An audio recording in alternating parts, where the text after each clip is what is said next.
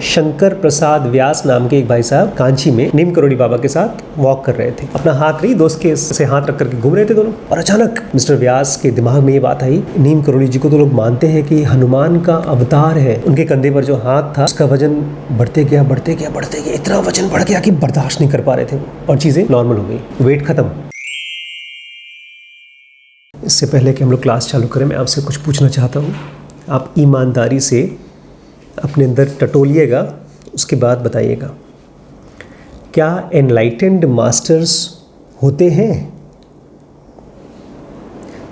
कृष्ण जैसे लोग, नानक जैसे लोग, जिनके पास मिस्टिकल पावर्स होती हैं, जो कुछ भी कर सकते हैं। मेरा आंसर मत पूछिए, अपने दिल में टटोल करके बताइए, क्या आपको लगता है एनलाइटेंड मास्टर्स होते हैं या नहीं? आपको लगता है? आपको? लेकिन इतना पता है कि जो स्टेट कृष्णमूर्ति की थी वैसे लोग होते होंगे। कृष्णमूर्ति तो थे, ये तो पक्का है। अच्छा ठीक है। बुद्ध भी थे, ये पक्का है। क्या वो चीज़ हमारे अंदर भी है?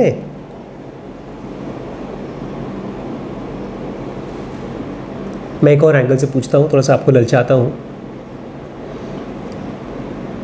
अगर आपके अंदर में बुद्ध या कृष्णमूर्ति जैसी एंटिटी है तो क्या कर सकती है वो?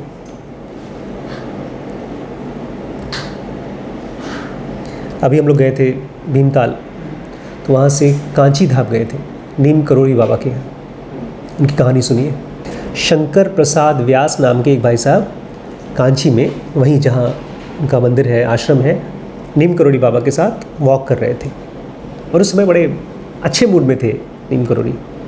अपना हाथ रही दोस्त के से हाथ रख करके घूम रहे थे दोनों, और अचानक मिस्टर व्यास के दिमाग में ये बात आई कि नीम करोड़ी जी को तो लोग मानते हैं कि हनुमान का अवतार है, जो मिस्टिकल फिगर है, मिथिकल फिगर। और फिर उसका नेक्स्ट थॉट ये आया कि यार ये आदमी है। ऐसे थोड़ी होता है कि एक आदमी कोई हनुमान, जो पूरी दुनिया जिसकी पूजा करती है, उसका अवतार हो। और जब वो थॉट उनके मन में चल रहा था, उनके कंधे पर जो हाथ था उसका वजन बढ़ते गया, इतना वजन बढ़ गया कि बर्दाश्त नहीं कर पा रहे थे वो। अच्छा, हाथ वैसे का वैसे ही रखा था। मान लीजिए आप इनके ऊपर हाथ रखते हैं और ज़ोर से दबाते हैं तो कुछ तो अननेचुरल होगा, प्रेशर। यहाँ पर ऐसा कुछ नहीं था, हाथ वैसा ही, हाथ का साइज़ वैसा ही। बेचारा परेशान, 100 किलो का हाथ लग रहा है, और कैसे बोले कि हाथ हटाइए, मैं झेल नहीं पा रहा हूँ। अब उनके दिमाग में क्या आया? यही बात आई कि यार हनुमान जी, अगर तुम सचमुच में होते हो तो प्लीज़ कुछ करो। बोल नहीं पाए उनको, और चीज़ें नॉर्मल हो गई, वेट खत्म। अब ये कहानी सच है या झूठ?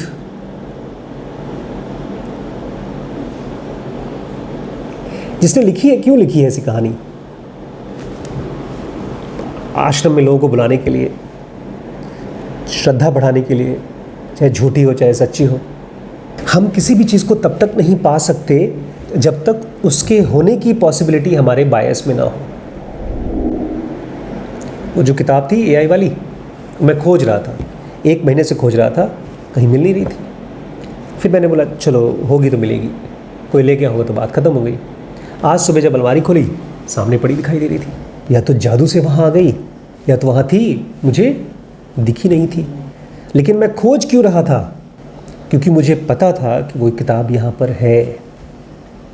चाहे हमारे अंदर चाहे बाहर, हम किसी चीज़ को तभी खोज सकते हैं जब हमको पक्का है कि हाँ है। हम शायद इनकी जगह होते तो ये सब पूजा पाठ नहीं करते। हम क्या करते हैं? अगर कोई आज अगर पता चल जाए कि कोई एनलाइटन मास्टर हमारे आसपास में, हमारे जान पहचान में है, तो हम क्या करेंगे? अभी तो मैं अंदर की बात नहीं कर रहा हूँ, अंदर तो हमको पक्का भरोसा है कि हमारे अंदर कुछ नहीं है। जब कोई मरता है, अभी कल ही मम्मी रो रही थी बेचारी, बोल रही थी ना, हमारे जान पहचान के एक हैं भाई साहब हैं, बहुत अच्छे दोस्त हैं हमारे पिताजी के, वो ख़त्म हो गए 26 तारीख को, और बोल बोल के खूब रो रही थी। उनके बायस में ही नहीं है, ज़्यादातर लोगों के बायस में नहीं है कि फिजिकल बॉडी के अंदर में एक डिवाइन फ्रैगमेंट होती है। ऐसे हमारे बायस में भी नहीं है, क्योंकि जब बायस में आएगा तो आप देखेंगे उससे ज़्यादा इम्पोर्टेंट कोई और चीज़ होगी ही नहीं। मैं ये कहानी जानबूझ के आपको सुना रहा हूँ। यार प्रचार की कंपनियाँ क्या करती हैं, आपको बताती हैं कि एक के साथ एक फ्री, अगर आप खाएंगे या कार खरीदेंगे या मोबाइल खरीदेंगे तो आपकी शादी हो जाएगी, आप बड़े खुश रहेंगे, और पता नहीं कौन कौन सी बातें आपके दिमाग में डालती हैं, तो आप जाकर खरीदते हैं ना। तो कम से कम उतना तो मैं कर सकूं, आपके दिमाग में बात डालूं कि हाँ रियलिटी है और इस फिज़िकल बॉडी से ज़्यादा ताकतवर है। ऐसी चाहे झूठी चाहे सच्ची कहानी आपके दिमाग में डाल करके मैं आपको ललचा रहा हूँ। और क्या पता जैसे मुझे हुआ ऐसे आपको अचानक से भरोसा हो जाए। मैं जनुगा के बारे में बात कर रहा हूँ। जनुगा जब मेरे पास आई और शुरू के 2-3-4 पेज पढ़े तो मुझे भरोसा हो गया, जैसे इस आदमी को भरोसा हो गया कि ये हनुमान जी के अवतार हैं। ऐसे बहुत से लोग हैं, और ये मामला अवतार होने का है ही नहीं, ये मामला है मेरे माइंड में किसी बात को लेकर के कितना स्ट्रांगली बिलीव कर पाता है, या कितना इसका उल्टा कितना कम से कम डिस्ट्रैक्ट हो पाता है। मानस जी हैं इलाहाबाद में, उनकी वाइफ की डेथ हुई नवंबर में। वो बता रहे थे जब वो डेथ हुई उनकी तो शी वॉज़ वेरी काम, बोले थे मुझे बिल्कुल चिंता नहीं हो रही है, मैं परेशान नहीं हूँ, आराम से हूँ। तो वो जो नॉर्मल लोग जब मरते हैं उनके दिमाग में ढेर सारा डिस्ट्रैक्शन होता है, ढेर सारी आधी अधूरी इच्छाएं, ढेर सारे कन्फ्यूजन्स, ढेर सारी चिंताएं। क्या होगा मेरे बाद, बच्चे का क्या होगा, परिवार का क्या होगा, नौकरी चली जाएगी, मैं मर जाऊंगा तो मेरी बीवी और बच्चे का कौन देखभाल करेगा। वो बड़ी आराम से थी। बाबा ने यूट्यूब की वीडियो में बताया ये चीज़, मैं शेयर करूंगा एक दिन। वो भी बड़े कंफर्टेबली, वो रो नहीं रहे हैं बहुत, जैसे मेरी मम्मी रो रही थी वैसे वो नहीं रो रहे हैं। उनकी वाइफ ख़त्म हुई तो उनकी वाइफ मरते समय क्या थी, वेरी लेस डिस्ट्रैक्टेड। किसी भी बाहर के मास्टर या अपने अंदर के मास्टर से कांटेक्ट करने का तरीका क्या है, बी वेरी लेस डिस्ट्रैक्टेड।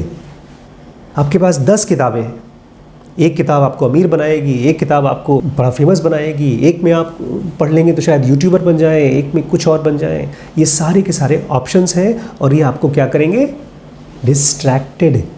उसमें से कौन सी चीज़ आप लेंगे एक, और पूरी जतन के साथ, डेडिकेशन के साथ, पूरी होती नहीं तो पूरी जतन नहीं आती, ढेर सारे अलग अलग जतन होते हैं, उसमें से एक एक एक एक एक एक एक एक एक एक कम करते जाते हैं।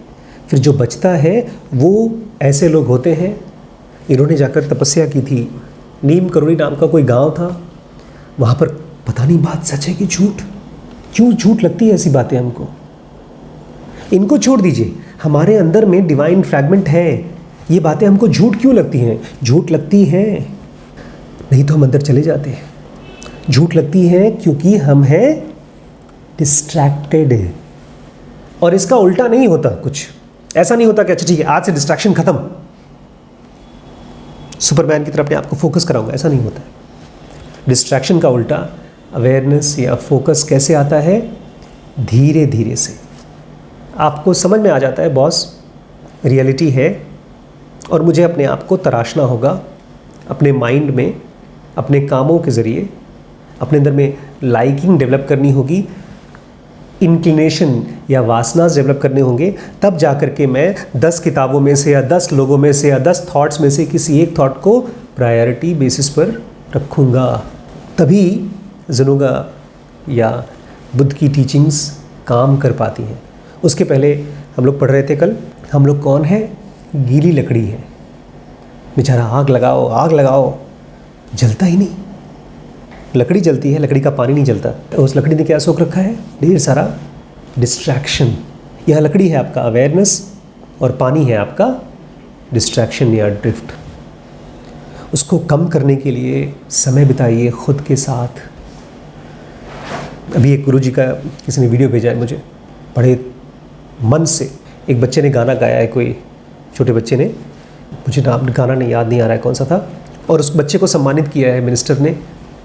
और उस गुरुजी को उनकी शिष्या ने सवाल पूछा है कि बताइए मेरा बेटा वही गाना गा रहा है। और गुरुजी फिर समझा रहे हैं उस लेडी को या सबको समझा रहे हैं यूट्यूब पर कि क्या करोगे, मीडिया की गलती है। ऐसे चीज़ों को अखबार वाले, मीडिया वाले फेमस करते रहते हैं और पूरे आधे घंटे तक वो गुरुजी मीडिया पर नाराज़ हैं, मिनिस्टर पे नाराज़ हैं और भगवत गीता की बातें बोल बोल के बोल रहे हैं कि ऐसी चीज़ों को फेमस नहीं होना चाहिए, स्पोर्ट्समैन को फेमस होना चाहिए, जो टैलेंटेड बच्चे होते हैं वो फेमस होना। अच्छे अच्छे तरीके से उन्होंने लेक्चर दिया, लेकिन उस पूरे दौर में मुद्दा क्या था बातचीत का? फेमस होना। कुछ देर बाद मेरे पास वैभव आए। वैभव ने मुझे एक वीडियो दिखाया जिसमें ऑलमोस्ट 2-4 फरलांग की एक रोड पहाड़ पे, रोड सहित पहाड़ गिर गया। तब हमने सर्च किया तो पता चला शायद 1 हफ्ते पहले या 4-5 दिन पहले हिमाचल में लैंडस्लाइड हुआ है बहुत बड़ा। तो मैं इनको बोल रहा था कि इससे पहले कि हम लोग मर बुरा जाए, चलो इनलाइटेंड हो लेते हैं। उस समय तो मजाक लगा, लेकिन जब मैंने इसके बारे में सीरियसली सोचा और अपने आप से पूछा क्या पॉसिबल है 1 हफ्ते में एनलाइटेंड होना? एनलाइटेंड होना पॉसिबल नहीं है, लेकिन कुछ और चीज़ पॉसिबल है 1 हफ्ते में। शांत होना, धीरे धीरे चलना। आप अगर कंपनी के लिए कोड बना रहे हैं तो आराम से नहा धो करके, कायदे से कपड़ा पहन करके, कायदे से नाश्ता करके आराम से काम करना, हड़बड़ी में ना करना। जितनी हड़बड़ी आपकी लाइफ में से जाएगी उतना ही आप नज़दीक होते जाते हैं अपने डिवाइन के। ठीक है।